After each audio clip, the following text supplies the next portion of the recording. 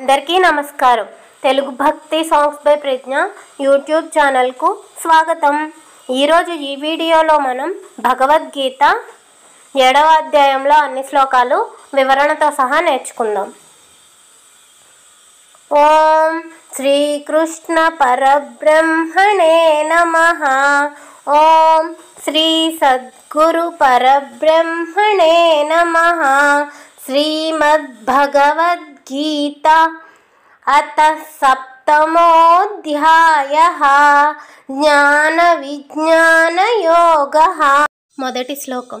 శ్రీ భగవానువాచ మయ్యాసక్తమనా పార్థ యోగం యుంజన్మదాశ్రయః అసంశయం సమగ్రం మాం యథా జ్ఞాస్యసి తచ్ఛృణు. భావం. శ్రీ భగవానుడు పలికెను, ఓ పార్థ, అనన్య భక్తితో నాయందే ఆసక్తుడవైన మనస్సు కలిగిన వాడవై యుండుము. అనన్య భావముతో మత్పరాయణుడవై యోగమునందు నిమగ్నుడవగుము. అట్టి నీవు సంపూర్ణ విభూతి బల ఐశ్వర్యాది గుణయుక్తుడను సర్వప్రాణులకును ఆత్మస్వరూపుడను అయిన నన్ను సమగ్రముగా తెలుసుకొను విధమును వినుము. రెండవ శ్లోకం. జ్ఞానంతేహం సవిజ్ఞానం ఇదం వక్ష్యామ్యశేషతః యజ్ఞాత్వా నేహ భూయోన్యజ్ జ్ఞాతవ్యమవశిష్యతే. భావం. నేను నీకు విజ్ఞాన సహితముగా తత్వజ్ఞానమును సంపూర్ణముగా తెలిపెదను. దీనిని ఎరిగిన పిమ్మట ఈ జగత్తులో తెలుసుకొనవలసినది ఏదియూ మిగులదు.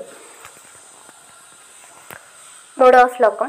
మనుష్యాణం సహస్రేషు కశ్చిద్యతతి సిద్ధయే యతతామపి సిద్ధానాం కచ్చిన్మాం వేత్తి తత్వతః. భావం. వేల కొలది మనుష్యులలో ఎవడో ఒకడు మాత్రమే నన్ను గూర్చి తెలుసుకొనుటకు ప్రయత్నించును.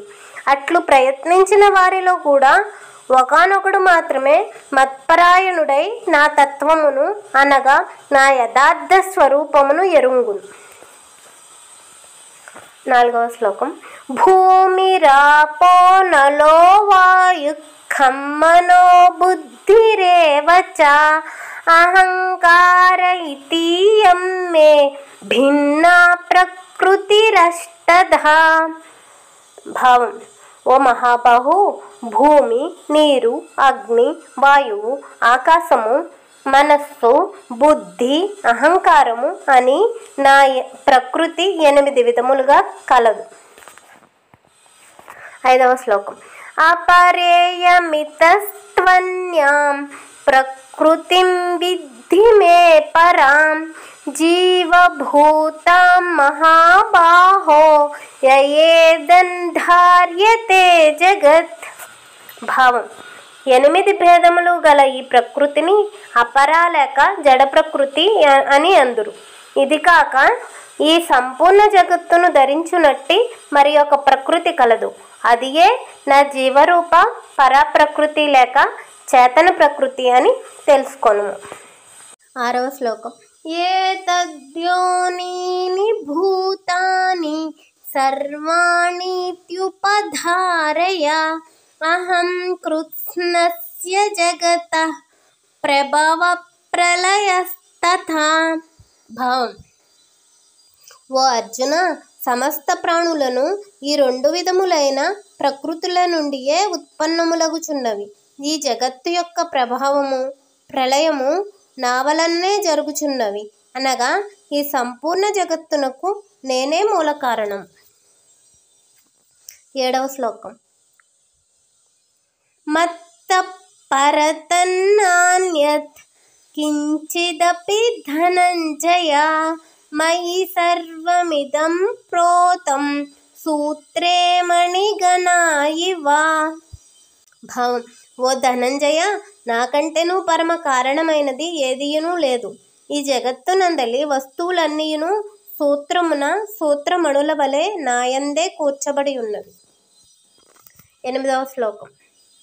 రసోహమప్సు కౌంతేయ ప్రభాస్మి శశి సూర్యయోః ప్రణవః సర్వవేదేషు శబ్దకే పౌరుషనృషు. భావం. ఓ అర్జున, జలములలో రసతన్మాత్రను నేనే, సూర్యచంద్రులలో కాంతిని నేనే, వేదములన్నింటిలోనూ ఓంకారమును, ఆకాశమునందు శబ్దమును, పురుషులందు పౌరుషమును నేనే. 9వ శ్లోకం. పుణ్యో గంధ పృథివ్యై చ తేజశ్చాస్మి విభావసౌ జీవనం సర్వభూతేషు తపశ్చాస్మి తపస్విషు. భావం. పృథ్వీయందు పవిత్ర గంధతన్మాత్రను, అగ్నియందు తేజస్సును, సమస్త ప్రాణులలో జీవశక్తిని, తాపసులలో తపస్సును నేనే. 10వ శ్లోకం. బీజం మాం సర్వభూతానాం విద్ధి పార్థ సనాతనం బుద్ధిర్బుద్ధిమతామస్మి తేజస్తేజస్వినామహం. భావం. ఓ పార్థ, సమస్త భూతములకును నన్ను సనాతనమైన బీజముగా ఎరుంగుము. ప్రజ్ఞావంతులలో ప్రజ్ఞను, తేజోవంతులలో తేజస్సును నేనే. 11వ శ్లోకం. బలం బలవతాయ్ చాహం కామరాగ వివర్జితం ధర్మ విరుద్ధో భూతేషు కామోస్మి భరతర్షభ. భావం. ఓ భరతశ్రేష్ఠ, బలవంతులలో కామరాగరహితమైన బలమును నేను, భూతములన్నింటి యందును ధర్మమునకు విరుద్ధముగాని కామమును నేనే. 12వ శ్లోకం. ఏ చైవ సాత్వికా భావా రాజసాస్తామసాశ్చ ఏ మత్త ఏవేతి తాన్ విద్ధి నత్వహంతేషు తే మయి. భావం. సాత్విక, రాజస, తామస భావములన్నీయును నా నుండియే కలుగుచున్నవని తెలుసుకొనుము. కానీ యథార్థముగా వాటిలో నేను గాని నాలో అవి గాని లేవు, అనగా నేను త్రిగుణాతీతుడను. 13వ శ్లోకం. త్రిభిర్గుణమయైర్భావై ఏభిః సర్వమిదై జగత్ మోహితన్నాభిజానాతి మామేభ్యః పరమవ్యయం. భావం. ఈ జగత్తు అనగా ప్రాణి సముదాయం అంతయును గుణముల యొక్క కార్యరూపములైన సాత్విక, రాజస, తామసములు అను త్రివిధ భావములచే మోహితమగుచున్నది. కనుక త్రిగుణములకు అతీతుడను శాశ్వతుడను అయిన నన్ను ఆ ప్రాణులు తెలుసుకొనలేకున్నవి. 14వ శ్లోకం. దైవీ హ్యేషా గుణమయీ మమ మాయా దురత్యయా మామేవ యే ప్రపద్యంతే మాయామేతాన్ తరంతి తే. భావం. నా మాయ త్రిగుణాత్మకమైనది, అలౌకికమైనది. ఇది అధిగమించుటకు సాధ్యము కానిది. కానీ కేవలము నిరంతరము నన్నే భజించువారు ఈ మాయను అధిగమించి సంసార సముద్రం నుండి బయటపడగలరు. 15వ శ్లోకం. నమాన్ దుష్కృతినో మూఢా ప్రపద్యంతే నరాధమాః మాయయా పహృత జ్ఞాన ఆసురం భావమాశ్రితాః. భావం. మాయలో చిక్కుపడుట వలన విపరీత జ్ఞానమునకు లోనైన వారును, ఆసుర ప్రకృతి కలవారును, నరాధములను, మూఢులను, దుష్కర్మలను ఆచరించువారును నన్ను భజింపరు. 16వ శ్లోకం. చతుర్విధా భజంతే మాయ్ జనా సుకృతినోర్జున ఆతో జిజ్ఞాసురర్థార్థి జ్ఞానీ చ భరతర్షభ. భావం.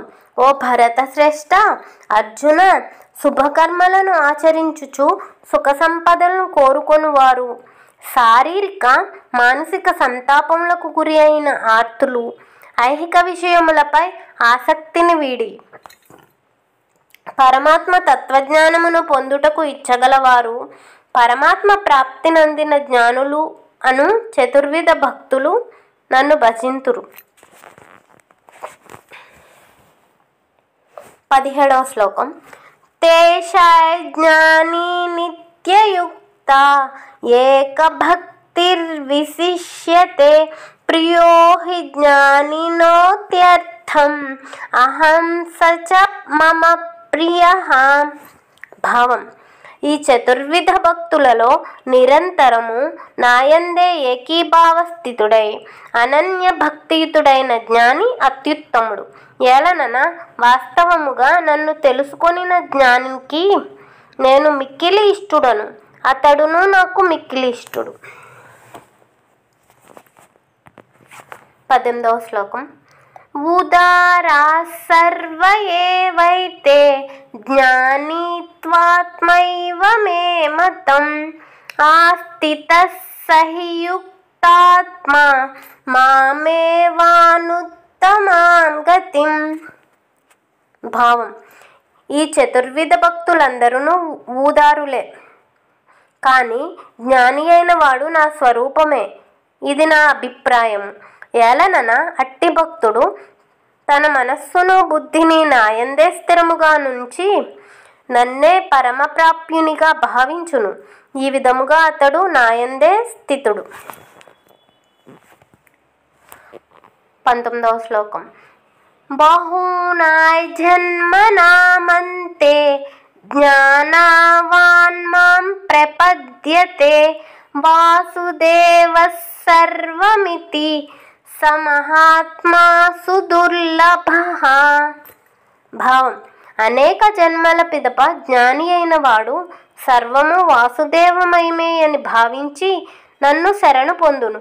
అట్టి మహాత్ముడు లభించుట అరుదు. 20వ శ్లోకం. కామైస్తైర్హృతజ్ఞాన ప్రపద్యంతేన్యదేవతాః తన్నియమమాస్థాయ ప్రకృత్యా నియతా స్వయా. భావం: నానా విధములైన భోగవాంఛలలో కూరుకొని పోయిన వారి జ్ఞానము హరించబడును. వారు తమ తమ స్వభావములకు అనుగుణంగా వారి వారి నియమములను బట్టి ఇతర దేవతలను ఆరాధించుచుందురు. 21వ శ్లోకం. యో యో యాం యాన్ తనుం భక్తః శ్రద్ధయార్చితుమిచ్చతి తస్య తస్యాచలం శ్రద్ధాన్ తామేవ విదధామ్యహం.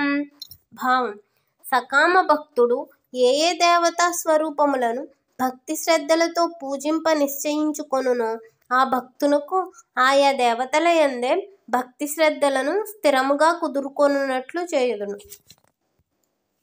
22వ శ్లోకం. సతయా శ్రద్ధయా యుక్తః తస్యారాధనమీహతే లభతే చ తతః కామాన్ మయైవ విహితాన్ హితాన్. భావం: అట్టి సకామ భక్తుడు తగిన భక్తి శ్రద్ధలతో ఆ దేవతనే ఆరాధించును. తత్ఫలితముగా నా అనుగ్రహము వలననే ఆ దేవత ద్వారా తను కోరుకొనిన భోగములను అతడు తప్పక పొందగలడు. 23వ శ్లోకం. అంతవత్తు ఫలం తేషాం తద్భవత్యల్పమేధసాం దేవాన్ దేవయజో యాంతి మద్భక్తా యాంతి మామపి. 24వ శ్లోకం. అవ్యక్తం వ్యక్తిమాపన్నం మన్యంతే మామ బుద్ధయః పరం భావమజానంతో మమావ్యయమనుత్తమం. భావం: నేను శాశ్వతుడను, సర్వోత్తముడను, ఇంద్రియములకును మనస్సునకును గోచరింపని వాడను. నా పరమభావమును బుద్ధిహీనులు గ్రహింపక ఇట్టి సచ్చిదానంద ఘన పరమాత్ముడనైన నన్ను సాధారణ మనుష్యునిగా అనగా జనన మరణ చక్రములోబడి పరిభ్రమించు వానినిగా తలంచెదరు. 25వ శ్లోకం. నాహం ప్రకాశः సర్వస్య యోగమయా సమావృతః మూఢోయన్నాభిజానాతి లోకో మామజమవ్యయం. భావం. నా యోగమాయచే ఆవరింపబడి ఉన్నందున నేను అందరికిని గోచరింపను కనుక అజ్ఞానులు నన్ను జన్మరహితునిగా శాశ్వతునిగా పరమేశ్వరునిగా తెలుసుకొనలేరు. 26వ శ్లోకం. వేదాహం సమతీతాని వర్తమానాని చార్జున భవిష్యాణి చ భూతాని మాంతు వేదన కశ్చన. భావం. ఓ అర్జున, గత కాలమునకు చెందినట్టివియు వర్తమాన కాలమునందున్నట్టివియు అయినా చరాచర ప్రాణులన్నింటినీ నేను ఎరుగుదును. అంతేకాదు రాబోవు కాలమున ప్రభవించు ప్రాణులను గూర్చియు నేను ఎరుగుదును. కానీ నా యందు భక్తి శ్రద్ధలు గలవారు తప్ప వేరెవ్వరునూ నన్ను ఎరుగజాలరు. 27వ శ్లోకం. ఇచ్ఛాద్వేష సముత్థేన ద్వంద్వమోహేన భారత సర్వభూతాని సమ్మోహం సర్గే యాంతి పరంతప. భావం. భరతవంశీ, ఓ అర్జున, జగత్తునందు ప్రాణులన్నీయును రాగద్వేషముల వలన కలిగిన సుఖదుఖాది ద్వంద్వముల ప్రభావమున అంతులేని మోహంలో పడిపోవుచున్నవి. 28వ శ్లోకం. యేషాన్త్వంతగతం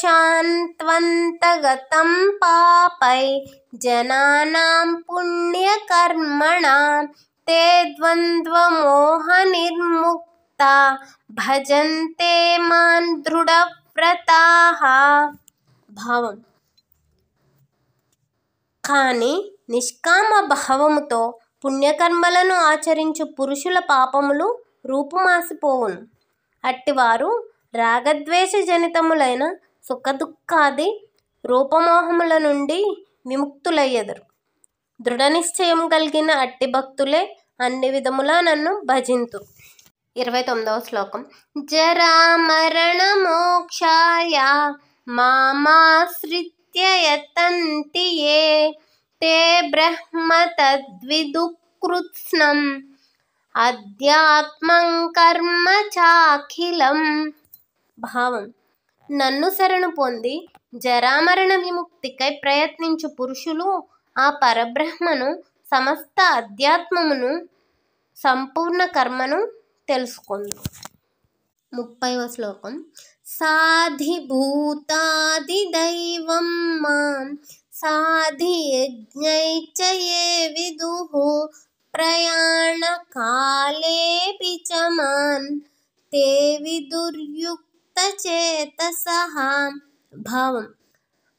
అధిభూత, అధిదైవ, అధియజ్ఞములతో పాటు అందరికిని ఆత్మస్వరూపుడనైన నన్ను అంత్యకాలమునందైనను తెలుసుకొనువారు నిశ్చల బుద్ధితో నన్నే చేరుదురు. ఓం తత్సదితి శ్రీమద్భగవద్గీతాసు ఉపనిషత్సు బ్రహ్మ విద్యాయాం యోగశాస్త్రే శ్రీకృష్ణార్జున సంవాదే జ్ఞాన విజ్ఞాన యోగో నామ సప్తమోధ్యాయః. భావం. ఈ విధముగా ఓం తత్ సత్ అను భగవన్నామ ఉచ్చారణ పూర్వకమైన బ్రహ్మ విద్య మరియు యోగశాస్త్రమయమైన శ్రీకృష్ణార్జునుల సంభాషణ లేక సంవాద రూపంలో ఉన్న శ్రీమద్భగవద్గీతలోని 7వ అధ్యాయమైన జ్ఞాన విజ్ఞాన యోగము సమాప్తమైనది. శ్రీకృష్ణార్పణమస్తు.